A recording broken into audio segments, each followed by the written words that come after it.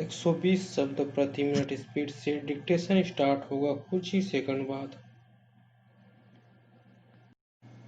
Start. सभापति महोदय, यह मामूली बात नहीं है। आप इस बिल को शुरू से आखिरी तक पढ़ जाइए तो साफ मालूम होता है कि किसी खास आदमी के लिए, खास समाज के लिए, खास गुट के लिए यह कानून बन रहा है।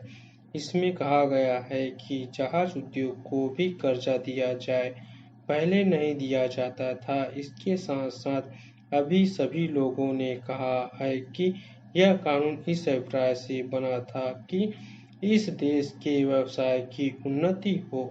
तो व्यवसाय की उन्नति के लिए यह कानून बना। पैरा। हम किसी व्यवसाय का नाम तो नहीं सुनते, लेकिन सुनते हैं कि करीब 80 लाख रुपया चीनी उद्योग को दिया गया है। इसका क्या मतलब है? इस बारे में मैं पहले भी कई बार इस तरह की बात कह चुका हूँ। जब कोई संस्था स्थापित होती है तो उसके कार्य और कर्मचारी का अनुमान लगाना होता है। देखना होता है कि इतने कार्य है और इतने आदमी बहाल होने चाहिए। मुझे तो यह कहने में दुख मालूम होता है। पैरा। मुझे तो इस सरकार को सरकार कहने में भी लज्जा मालूम होती है। इसको सरकार नहीं कहना चाहिए। यह तो इस तरह का कुछ है ही नहीं। यह तो एक लूटने के लिए समाज बना है। वह जो कानून बनाते हैं वह इसलिए नहीं बनाते कि उससे देश को कोई लाभ हो। वह इसलिए जरूरी है कि किस काम के लिए किस आदमी को ले। इस मतलब से कानून नहीं बनता है, बल्कि इस मतलब से बनता है कि एक खास आदमी को उस रोजगार पर लगाना है। उसके लिए कानून बना देते हैं, उसके लिए विभाग खोल देते हैं, पद बना देते हैं और उस पर उस आदमी को बहाल कर देते हैं। इस काम के लिए यह कानून बनता है। अब यह कानून बन गया है, लेकिन क्या उपनिदेशक की जरूरत थी? अभी न इस नियम को बहुत रुपया मिला है, न बहुत काम ही बढ़ा है। अभी केवल एक काम हुआ है। केवल चीनी व्यवसाय को रुपया मिला है, जो बिल्कुल उन्नतिशील व्यवसाय है।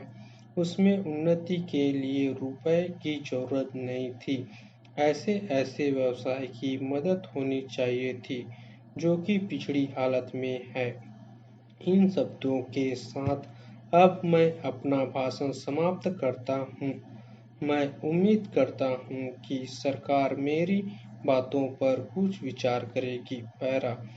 अब मैं आपसे एक दूसरा और बड़ा कठिन सवाल पूछना चाहता हूँ, जो कि मेरे और मेरी सरकार के सामने सदा मौजूद रहता है। अगर मैं कहूँ तो हम लोग राजनीतिक दृष्टि से गांधी जी के सिद्धांतों के बीच जन्मे और पले हैं।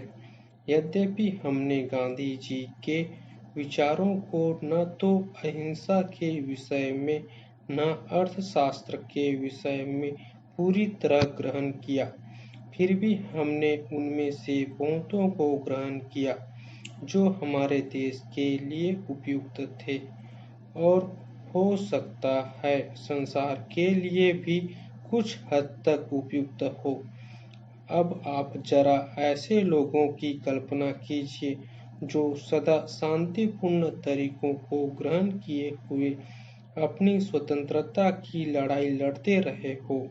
उन्हें हर दर्जे की हिंसा का और राज्य की हथियारबंद शक्ति का सामना करना पड़ा हो।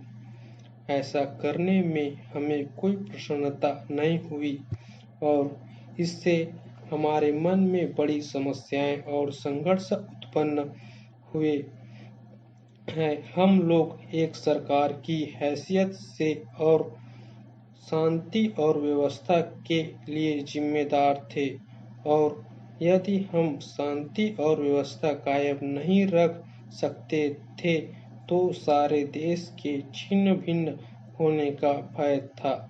स्टॉप। डेली इसी तरह के न्यू डिक्टेशन पाने के लिए इस चैनल को लाइक शेयर एंड सब्सक्राइब करना ना भूलें। Thanks for watching.